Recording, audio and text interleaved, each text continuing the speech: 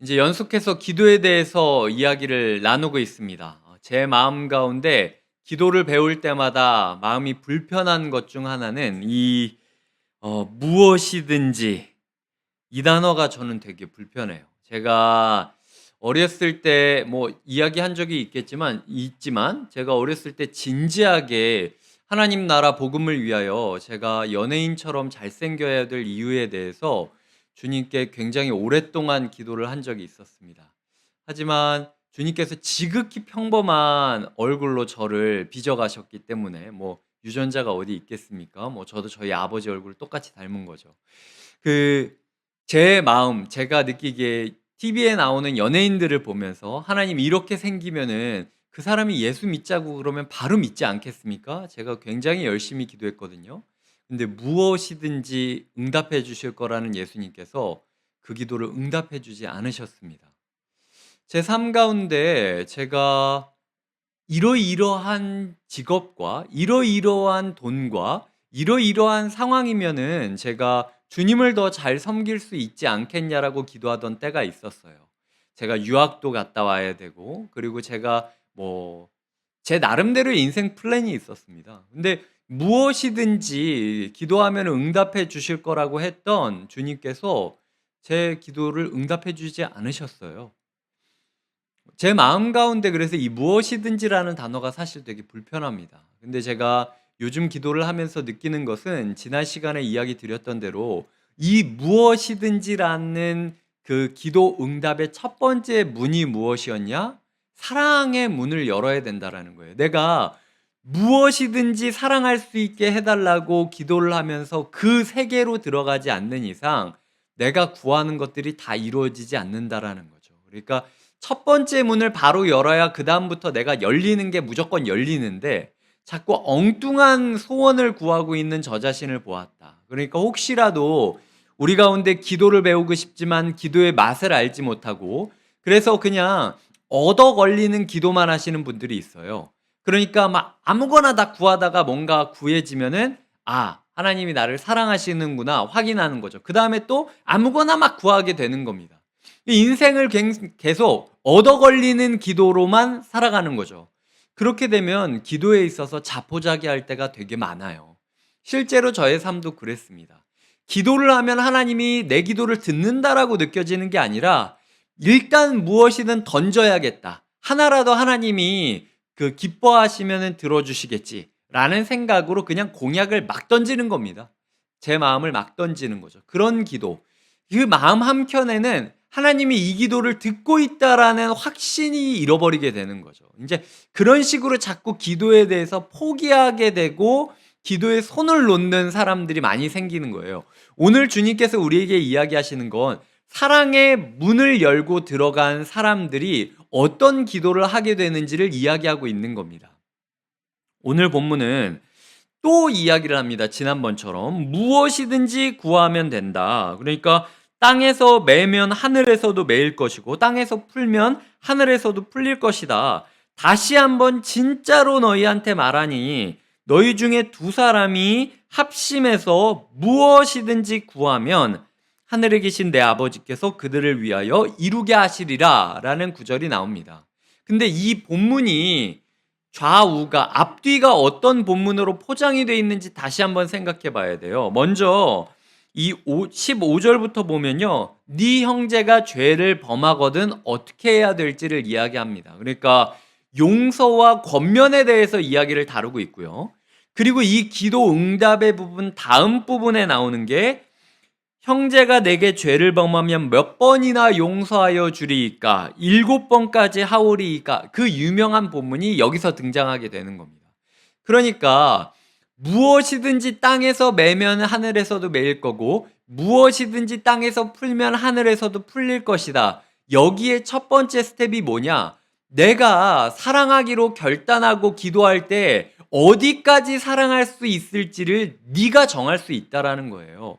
그러니까 용서의 한계선을 네가 그을 수 있다라는 거죠. 그 부분에 대해서 믿음으로 나아간다면 어디까지든 어느 폭이든 어느 깊이든 네가 용서할 수 있는 너 자신을 바라보게 될 것이다라고 이야기하는 게 오늘 본문에서 하고 싶은 이야기라는 거죠.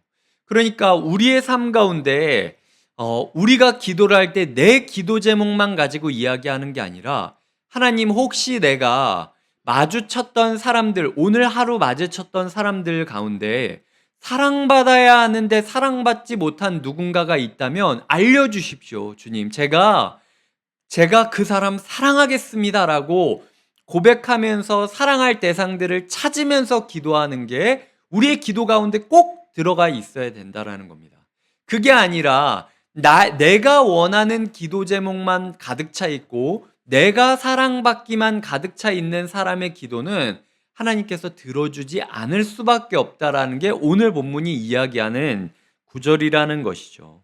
근데 이 용서와 사랑의 기도 제목 가운데 꼭 필요한 게 있는데 합심 기도가 필요하다라는 겁니다. 이 합심 기도라는 것은 몇 가지 의미가 있습니다. 첫 번째로는 공동체의 검증을 받아야 된다라는 거예요. 그러니까 흔히 욕정을 사랑이라고 생각할 때가 있습니다. 그러니까 신학교를 다닐 때 저에게도 심지어 저에게도 한 자매가 찾아와서 진지하게 이야기한 적이 있습니다. 전도사님이 제가 봤을 때는 큰 목사가 될 것 같은데 제가 기도하던 중에 하나님께서 전도사님과 함께 그 길을 걸어갔으면 좋겠다라는 마음을 주셨습니다. 이게 제가 한때는 그런 때가 있었습니다, 또. 예. 그래서 되게 진지하게 이야기를 하신 적이 있었고, 그래서 제가 그런데 전도사님, 그 자매님이죠. 다른 과 자매님이었으니까. 그런데 자매님, 저한테는 하나님이 그런 마음을 주지 않으셨습니다. 하나님께서 응답을 해주실 거라면 저에게도 그런 응답을 주시겠죠. 라는 이야기를 드린 적이 있었고, 그리고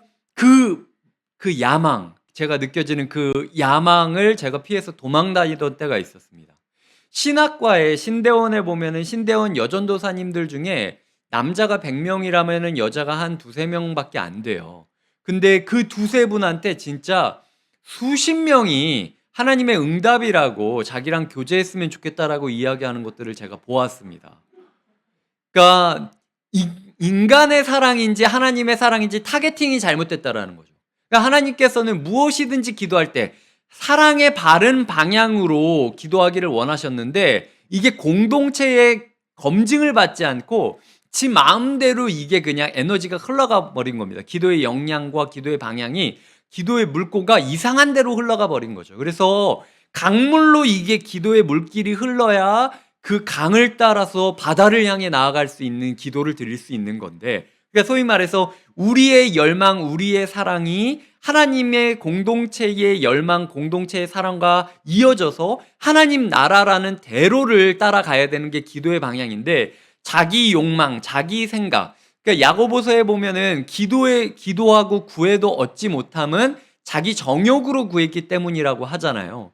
공동체의 검증을 받지 못한 기도는 아무리 사랑하고 싶다라고 이야기를 해도 사랑하지 못하게 된다라는 겁니다. 그러니까 거기에서 좌절할 필요가 없다라는 거예요. 그래서 꼭 내가 사랑해야 되는 그게 맞는지, 내가 사랑하는 방식이 맞는지에 대해서는 공동체의 검증을 받아야 된다라는 게 이 합심 기도의 주요 첫 번째 부분이죠. 예를 들어 공동체 가운데 내가 용서하지 못한 누가 있다라고 생각을 해볼까요? 이 사람을 내가 여태까지 용서하지 못했어요. 근데 기도를 하다가 내가 용서를 하겠다라고 결심을 했습니다. 그래서 용서를 하겠다고 결심해서 뜬금없이 그 사람한테 찾아가서 권사님, 제가 여태까지 권사님을 용서하지 못했어요. 정말로 권사님만 봐도 꼴보기가 싫어가지고 제가 그냥 교회에 없었으면 좋겠다라고 생각을 했거든요. 근데 하나님이 오늘 제 마음 가운데 용서하라는 마음을 주셔서 제가 권사님을 용서하기로 했습니다. 라고 이야기를 해봤다고 생각을 해봅시다. 그 권사님 입장에서는 얼마나 황당하겠습니까?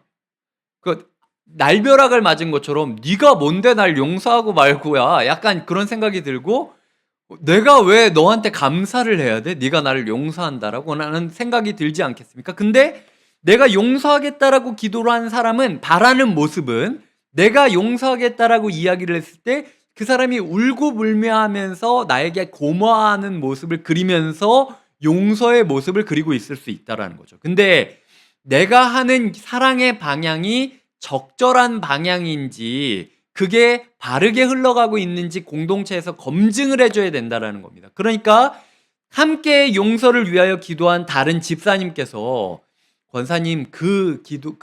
권사님이 용서하셨다고 할지라도 저 사람한테 가서 갑자기 뜬금없이 용서한다라고 이야기를 하기보단 뒤에서 아무도 몰래 권사님을 위해 기도해 주시면서 사랑을 베풀어 주시는 게 필요할 것 같습니다. 라는 식으로 사랑의 방향을 결정 지어 준다라는 거죠.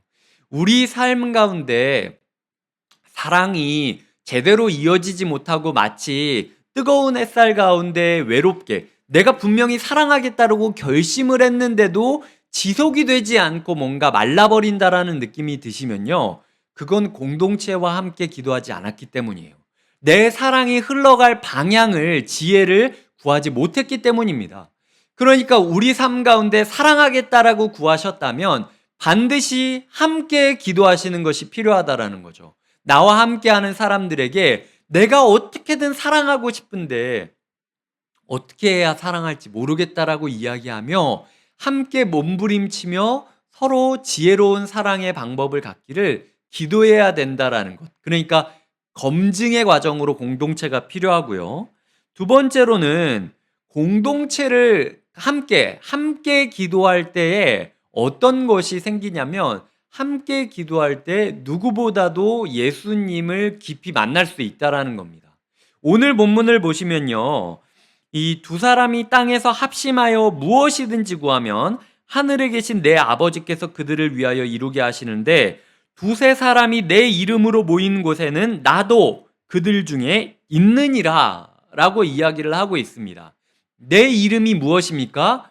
십자가에 달리기 위하여 하나님의 보내심을 받고 끝까지 사랑하기 위하여 죽기까지 사랑하기 위하여 오신 예수님. 십자가에 달리는 그 순간까지도 저들을 용서해 달라고 부르짖었던 사랑의 예수님. 그 예수님의 이름으로 사랑을 배우기를 원하고 사랑을 하길 원하여 기도하는 사람들에겐 반드시 예수님이 보일 거라는 약속이에요. 예수님이 함께하지 않지만 제자들이 나중에 이 말씀을 의지하며 얼마나 기도했겠습니까?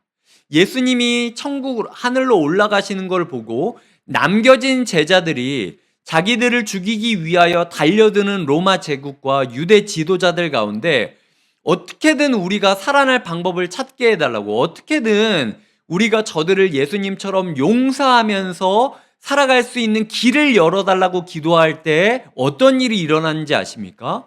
사도행전에서 120명이 그 기도를 할 때 드디어 성령이 임하고 그들이 하나님의 사람으로 살아갈 수 있게 되었다라는 거죠. 하나님께서는 함께 기도하는 이에게 하나님 예수 그리스도가 우리와 함께하고 있다라는 사실을 보여주시면서 성령을 보내주시는 게 주님께서 역사하시는 방식이라는 거죠. 마이클 리브스라는 사람이 기도하는 즐거움이라는 책을 썼습니다. 이번 주에 제가 그 책을 읽었는데 이 구절이 마음에 와닿았어요. 제가 읽어드릴게요. 우리 주님이며 하나님이신 예수님은 또한 기도하시는 분이다. 실상 예수님은 늘 기도하고 계신다. 예수님의 사역 가운데 계속 기도했다라는 구절이 반복해서 나오고 예수님이 기도로 사역을 시작하시고 기도로 사역을 마친 이유가 무엇이냐? 예수님이 임마누엘로 오신 하나님이잖아요. 내가 너희와 함께 하겠다라고 오신 하나님이시잖아요. 언제 함께 하겠다? 기도하는 그 순간 함께함을 깨닫게 되는 게 임마누엘의 예수 그리스도라는 겁니다. 그러니까 기도하지 않은 이는 용서의 기도, 사랑의 기도를 해보지 않은 이는 한 번도 임마누엘의 예수 그리스도를 확신하지 못한 채로 살아가고 있는 것이다라는 게 그 책의 주요 요지였다라는 거죠. 하나님께서는 성부와 성자와 성령님이 함께 연합하시고 동행하시면서 창조를 사역하셨습니다. 그리고 그 창조의 관계로 우리를 초대하고 계시는 거예요. 그러니까 우리가 누군가와 함께 동역하면서 서로의 부족함을 붙잡고 함께 서로를 도우면서 사랑하겠다라고 결단하며 기도하고 있는 그때는 자기도 모르는 채로 누구보다도 삼위 하나님을 닮아가고 있는 모습이라는 거죠. 이 세상에서 예수 그리스도와 하나님과 성령님과의 관계를 가장 많이 닮아가는 그 순간이 언제? 서로가 서로를 사랑할 수 있기를 기도하는 그 순간, 가장 하나님의 모습을 닮아가는 순간이라는 겁니다. 그러니까 주님께서 기도를 가르쳐 주셨을 때 하늘에 계신 우리 아버지여라고 가르쳐 주신 거예요. 하늘에 계신 나의 아버지여라고 기도를 했다면 조금 더 우리의 마음이 울컥할 수 있겠죠. 나만 예뻐하시는 하나님. 근데 주님께서는 그런 식으로 기도를 가르쳐 주지 않았다는 겁니다. 하늘에 계신 우리 하나님. 우리라는 테두리 안에서 함께 기도하지 않으면 결단코 하늘에 계신 사랑의 하나님을 마주할 수 없다라는 게 신약 성경이 나타내는 진리라는 거죠. 그런데도 여전히 우리는 굉장히 개인적이어서 내 기도는 나만 하는 거고, 그리고 저 사람의 기도는 내가 알 바 아니라는 식으로 같이 기도하자 그래도 각자 도생으로 서로 경쟁하듯 기도하는 게 우리의 기도의 모습이 아니냐, 이 부분에 대해서 고민을 해야 된다라는 겁니다. 이 첫 번째는 제가 공동체의 검증을 받아야 된다. 두 번째는 공동체와 함께 기도할 때 그 어느 때보다도 임마누엘의 예수님, 그리고 삼위일체 하나님을 가장 깊이 깨닫고 구현할 수 있다라고 이야기를 드렸다면요, 합심해서 기도한다라는 것은 떠넘기는 기도가 아니다. 이게 세 번째 교훈입니다. 우리의 삶 가운데 흔히 합심해서 기도하라 그래 놓고 순장님한테 기도를 떠넘길 때가 있어요. 마치 이제 영적인 무당처럼 누군가한테 내가 막, 사실 그렇다고 순장님한테 돈 주는 것도 아니잖아요. 그러니까 뭐 무당을 찾아가도 돈을 주는 세상에 순장님한테 돈을 주고 기도하는 것도 아니면서 우리가 그냥 순장님한테 덜컥 그냥 기도를 맡겨놓고 나는 그냥 내 맘대로 살다가 문제가 일어나지 않으면 우리 순장님 효험이 없다고.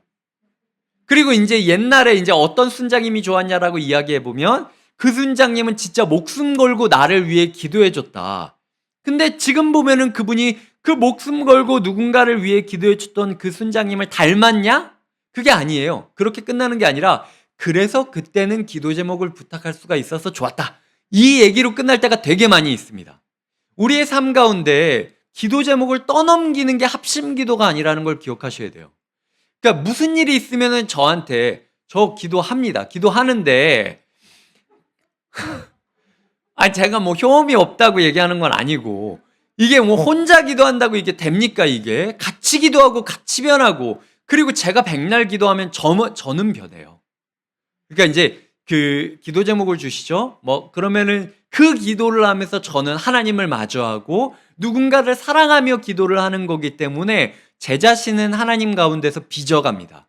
근데 단타성으로 가끔 하나님께서 들어줄 수는 있겠죠. 근데 전에 제가 이야기 드렸죠. 시동을 걸어줄 수는 있어요. 근데 시동을 거는데 움직이지 않고 공회전만 계속 돌리고 있는 그 사람은 기름이 떨어지면 시동이 꺼지는 거예요. 배터리가 꺼지는 겁니다. 달리지 않으면은 충전이 안 된다라는 거죠. 주님께서는 합심 기도는 함께 마음을 모으고 열정을 모아서 기도하는 거지 누군가한테 떠넘기는 기도가 아니라는 걸 이야기하는 겁니다. 이 문장에는 두 가지 말이 포함되어 있어요. 하나는 방치하지 말아라. 저 사람의 문제를 내가 마음 다하여 기도해 주지 않으면 저 사람의 문제는 결코 해결될 수 없다라는 이야기이기도 하고 떠넘기지 말아라 라는 이야기이기도 해요. 내 문제를 백날 저 사람한테 떠넘겨봤자 하나님께서는 변화시켜주지 않을 거다라는 이야기를 주님께서 하고 계시는 겁니다. 그렇기 때문에 우리의 삶 가운데 하나님 정말로 제가 여태까지 저희 다락방 식구들 기도 제목을 낼 때 순장님이 알아서 기도해 주시겠지. 목사님한테 가서 기도 제목 부탁했다니까 알아서 기도해 주시겠지 라고 생각을 하고 방치하고 있었습니다 라고 회개 기도를 해야 되고요. 동시에 주님 제가 여태까지 기도를 떠넘기고 있었습니다. 내 기도 제목 그냥 여기 던지고 저기 던지고 여기 던지고 저기 던지고 하다 보면 어딘가는 누가 기도해줘서 얻어 걸리겠지라는 생각으로 그냥 내 인생에 너무나도 중요한 부분인데도 불구하고 너무나도 소홀히 여기면서 기도하지 않고 있었습니다. 제가 기도할 줄 모른다 할지라도 진심을 다하여 한 문장이라도 제 문제를 놓고 기도할 수 있는 능력을 주시옵소서라고 기도하는 게 우리의 삶에 필요하다라는 거죠. 하나님께서 왜냐하면은 기도하지 않는 이에게, 기도는 단지 스위치를 누르는 게 아니에요. 기도는 기도로부터 시작되는 어떤 통로의 입구인데 문턱 앞에서 어슬렁거리기만 하고 그 통로로 몸이 들어가지 않은 사람은 나아갈 수 없다라는 거예요.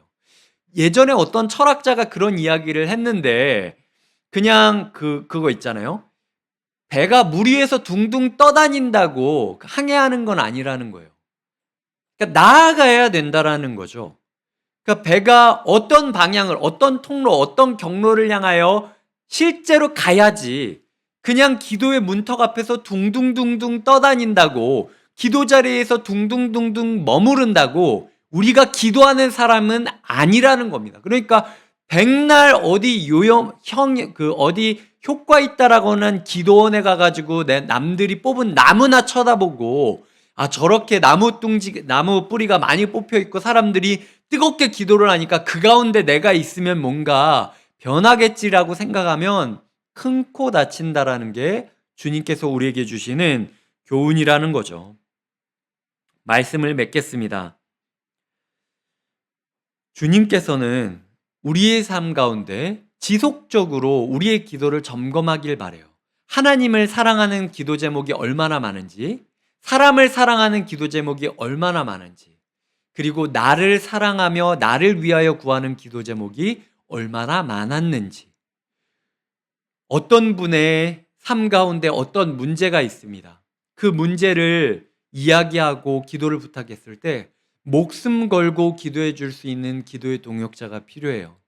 그리고 내가 기도 제목이 생겼을 때 정말로 믿고 기도 제목을 부탁할 수 있는 기도의 동역자가 필요합니다. 이건 서로가 서로를 위해 기도해보고 응답을 받지 않는 사람들은 결코 이룰 수 없는 유대감이에요. 주님께서는 그런 유대감을 가진 이들에게 약속하고 계십니다. 너희가 땅에서 매면 그 사랑을 내가 맬 것이고, 너희가 땅에서 사랑이 풀리기를 기도하면 반드시 내가 사랑할 수 있는 길을 열어주겠다. 주님께서 우리를 통하여 교회를 사랑하고, 그리고 세상을 사랑하고, 우리 가족을 사랑하고, 하나님을 사랑할 수 있게 만들어 주시기를 주님의 이름으로 응원하고 축복드립니다.